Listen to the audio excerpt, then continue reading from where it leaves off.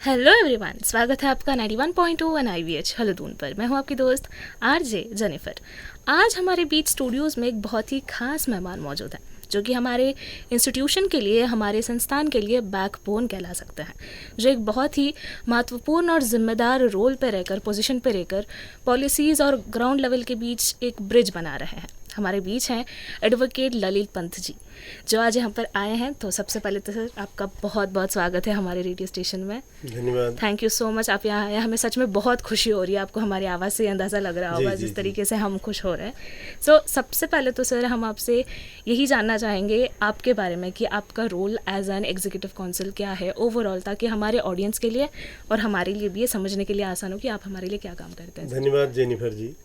मैं सबसे पहले अपने बारे में बताने से पूर्व आपके संस्थान के सभी लोगों का हृदय से आभारी हूँ कि आप लोगों ने इस तरह जो है एक समन्वय बनाते हुए बहुत अच्छा यहाँ हर दृष्टि से मतलब एक अच्छा कार्य आप लोग कर रहे हैं। मैं आप लोगों को आपके उज्जवल भविष्य की शुभकामनाएं देता हूँ। मैं ललित पंत हूँ। इलाहाबाद विश्वविद्यालय से मैंने शिक्षा प्राप्त की है, उच्च शिक्षा इलाहाबाद से की है। उसके बाद में सक्षम एक संस्था है जो दिव्यांगजनों के लिए कार्य करती है पूरे देश में, राष्ट्रीय स्तर पर। उसमें हम जुड़े और उसका आज मैं प्रांत यहाँ उत्तराखंड का अध्यक्ष भी हूँ। कल हमने यहाँ आपके झाझरा में जो है एक केंद्र भी यहाँ पर प्रकल्प खोला है मानसिक दिव्यांगता के लिए। हम पूरे प्रदेश में प्रयास कर रहे हैं कि अच्छा से अच्छा कार्य हो दिव्यांगजनों के लिए। और मैं स्वतंत्रता सेनानी परिवार से भी हूँ। मेरे पिताजी ने जो है देश की आज़ादी में बहुत बड़ा संघर्ष किया, सुभाष चंद्र बोस जी के निकट सहयोगी रहे। तो उस परिवार से हम हैं, इसलिए हम सेवा संगठन से जुड़ के कार्य कर रहे हैं। सेवा खून में ही है, खून में है, सेवा का भाव है जी। तो इसलिए हम ये कार्य कर रहे हैं दिव्यांगजनों के लिए पूरे देश में। अभी आपने देखा होगा कि प्रयागराज में हमने सक्षम ने 2,37,000 निःशुल्क चश्मे वितरित किए। उसके अलावा देश के विभिन्न कोने कोने से आए हुए जो वहाँ लाभार्थी थे, जो ग्रसित थे आँखों की रोग से, जो है उनके करीब 17,000 ऑपरेशन जो है कोने कोने से आए हुए 17,000 ऑपरेशन विभिन्न स्थानों जैसे एम्स है, मेडिकल कॉलेज है, बड़े बड़े संस्थानों में किया।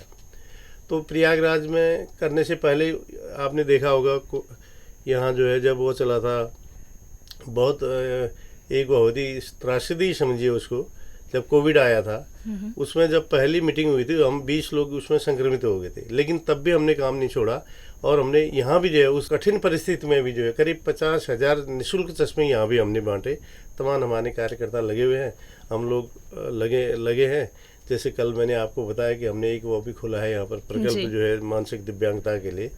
और हमारे केंद्र से पूरा हमें सहयोग प्राप्त है, मातृ संगठन से पूरा सहयोग हमें प्राप्त है। तो आने वाले समय में हमारा ये उद्देश्य है कि हम करीब 7 प्रकल्प जो है पूरे उत्तराखंड में खोलें इस तरह के दिव्यांगजनों के लिए। और दिव्यांगजनों के लिए अपना पूरा जीवन समर्पित है। और कई ऐसे लोग हैं जो बहुत अच्छा कार्य कर रहे हैं और आप लोग भी बहुत अच्छा कार्य कर, संस्थान बहुत अच्छा कार्य कर रहा है।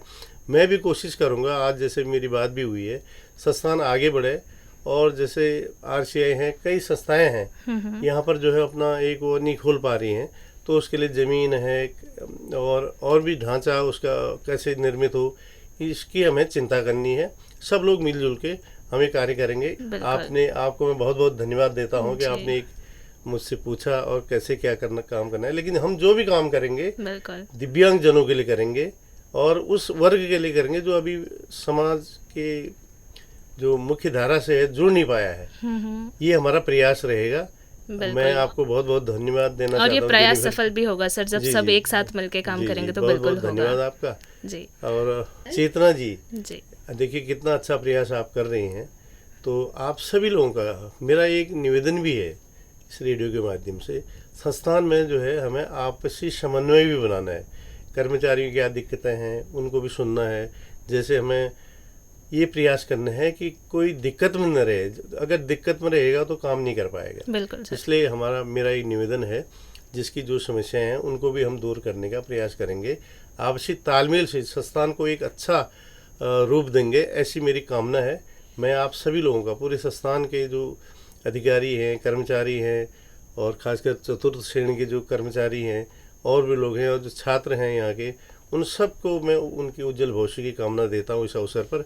और रेडियो, अभी अंकित जी ने जो है, जो उनकी भाषा थी, आपकी भी जो वो था, कहने का ढंग था, मुझे इतना अच्छा लगा।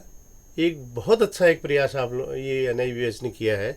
मैं इस FM रेडियो हेलो दून करके जो है, इसके उज्जवल भविष्य की भी कामना करता हूँ, क्योंकि हमारे जो दिव्यांग छात्र हैं और अन्य जो लोग आते हैं, जो उनको मदद करने के लिए लोग आते हैं, उनकी आवाज़ जो है हम समाज तक पहुँच गई। क्योंकि समाज को सबसे पहले, अभी मैंने कल बल्कि उसमें वो भी किया था, अभी समाज की भावना भी दिव्यांगजनों के प्रति बहुत अच्छी नहीं है, उसे हमें चेंज करना है। क्योंकि वो चेंज तभी होगी जब समाज को हम अपने से जोड़ेंगे, उनके दिव्यांगजनों के लिए होने वाले कार्यों से जोड़ेंगे, तब उन्हें लगेगा कि हमें भी कुछ करना चाहिए। कल भी हमने जो प्रकल्प खोला है, कई दानदाताओं ने बहुत अच्छा प्रयास किया, क्योंकि समाज को अगर हम नहीं जोड़ेंगे, सरकार से ही मदद लेंगे तो उससे भी काम नहीं बनेगा।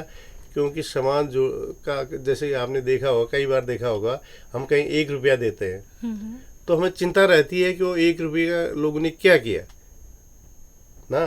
तो समाज जब उससे जुड़ेगा, जब वो कुछ सहयोग करेगा, किसी भी रूप में करेगा, तो उसे चिंता होगी कि ये प्रकल्प है या जो भी संस्थाएं हैं, कैसे मतलब आगे बढ़ें, उनकी भी चिंता रहेगी। तो इस तरह जो है समाज भी दिव्यांगजनों की भावनाओं से जुड़ेगा और ये आगे बढ़ने का, उन्हें भी आगे बढ़ने का, खुद भी उन्हें सोचने का एक अवसर मिलेगा।